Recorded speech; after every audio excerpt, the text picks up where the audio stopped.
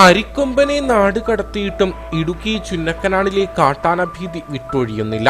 ഏതാനും വർഷങ്ങളായി കാട്ടാന ആക്രമണം മേഖലയിൽ അതിരൂക്ഷമാണ്. കഴിഞ്ഞ ഒരു മാസത്തിനിടെ 2 ജീവനാണ് ഇവിടെ കാട്ടാന കലിയിൽ പൊലിഞ്ഞത്.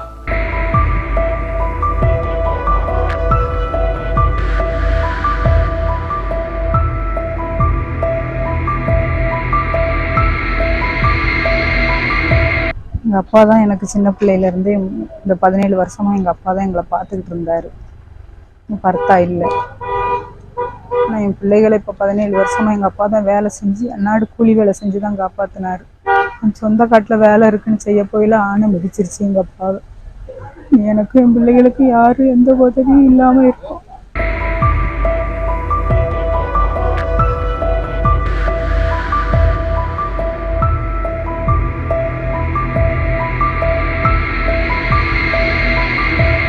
ആഴ്ചകൾക്ക് മുൻപാണ് ലൂർദ് മേരിയുടെ അച്ഛൻ സൗന്ദർരാജിനെ ചിന്നക്കനാൽ ബീഗൽ റാമിൽ വെച്ച് കാട്ടാന ആക്രമിച്ചത്.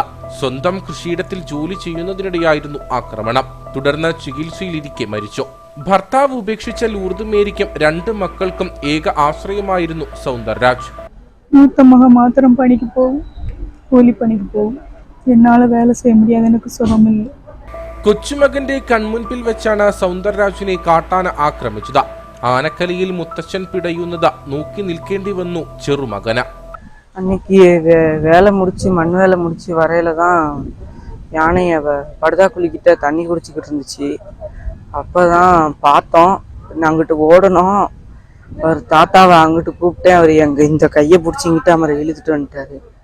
யானை மேலே தானே நிற்கி, நம்ம அப்படி கூடி அக்கறை ஓடி போயிடுவோம்ட்டு இப்படி கூட்டிகிட்டு வந்துட்டு தான் பின்ன யானை எங்களையும் பார்த்துருச்சு. படுதாக்குழி கிட்ட வச்சு எங்கள் பின்னாடியே வந்து எங்களையும் துரத்துச்சு. நாங்கள் ஓடிட்டோம். பின்ன திருப்பி தாத்தா திருப்பி வந்தார்.